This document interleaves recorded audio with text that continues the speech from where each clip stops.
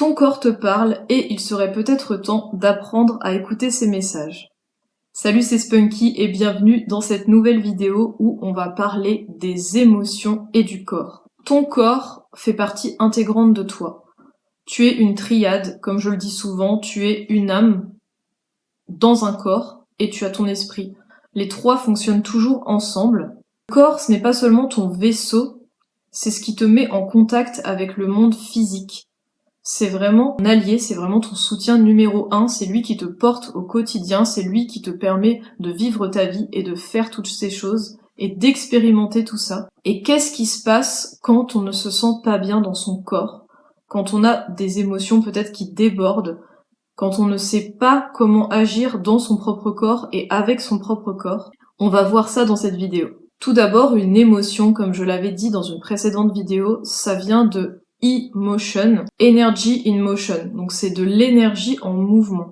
Quand une émotion nous traverse, c'est tout simplement une réaction à une expérience que l'on vit. Une émotion n'est ni positive ni négative, c'est simplement notre ressenti face à quelque chose qui se passe. Il y a des émotions qui sont plus agréables à vivre que d'autres, et souvent les émotions qu'on n'apprécie pas ressentir, on les minimise ou on les ignore. Ressentir une émotion qu'on trouve désagréable, sur le coup, ça peut faire mal, et c'est pour ça qu'on essaie un peu de mettre ça sous le tapis et qu'on se dit on verra ça plus tard. Mais la vérité, c'est que si on ne ressent pas ces émotions, elles s'impriment dans le corps. Comme une émotion, c'est de l'énergie en mouvement, l'émotion a besoin de nous traverser, a besoin d'être ressentie, a besoin d'être vécue pour ensuite pouvoir sortir du corps et être évacuée. Le problème, c'est que souvent, on ressent une émotion, mais on ne la ressent que partiellement, ou en tout cas on tente de la minimiser et de l'enfouir, et c'est le fait de faire ça qui va créer vraiment cette sensation de lourdeur dans le corps et qui va se finir par s'imprimer et qui va potentiellement donner des symptômes ensuite. Pourquoi on ignore ces émotions?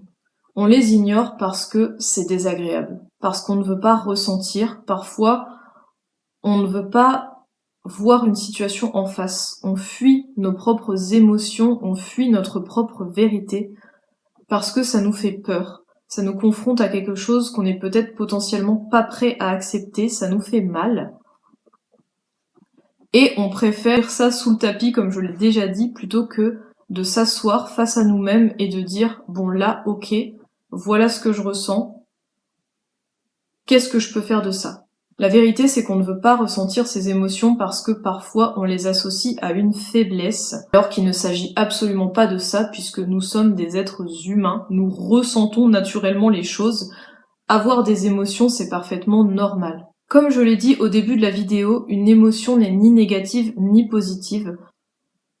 Ça traduit simplement une réaction à une situation que l'on a vécue. Donc ce que je vous conseille de faire si vous avez tendance à ne pas ressentir complètement vos émotions, c'est simplement de vous asseoir un petit moment et de constater ce qui se passe dans votre corps.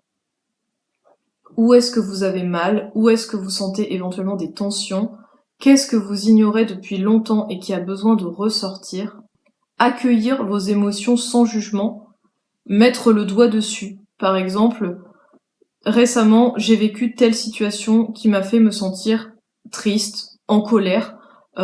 Voilà, vous trouvez vraiment l'émotion qui correspond à ce que vous ressentez. C'est pas grave si c'est pas très juste et si vous hésitez, vous vous dites je ne sais pas si je ressens plus de la colère, de la tristesse. Réfléchissez simplement à comment ça vous fait sentir et pourquoi est-ce que ça vous fait sentir comme ça. Qu'est-ce que ça traduit de vous? Surtout, une émotion n'est pas qui vous êtes.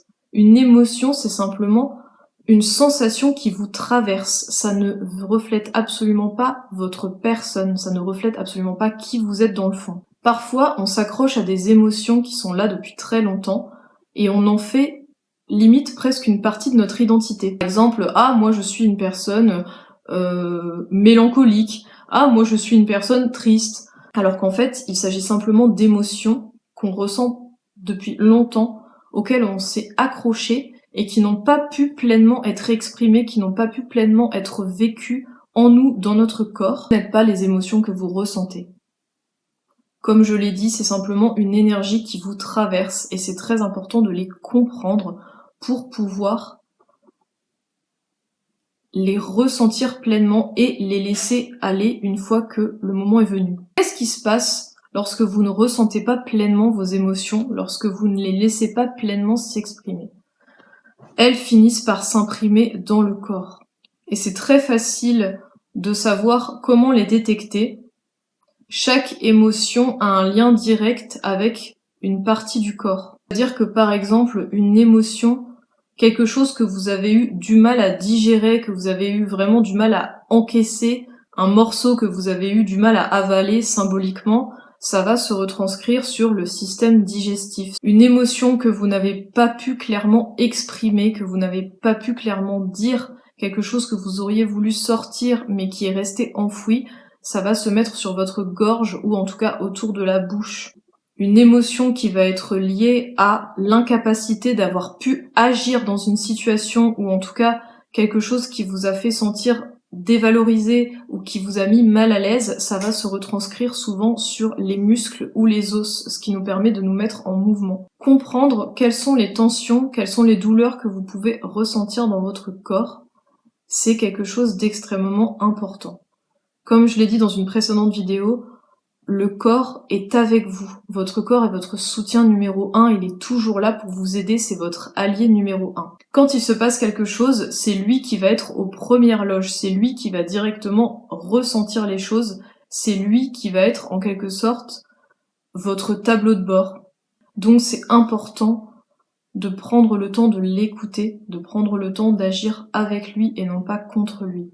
Donc voilà pour cette vidéo sur le corps et nos émotions et comment ils interagissent ensemble. J'espère que cette vidéo aura pu vous aider, c'est un sujet qui est extrêmement important je trouve.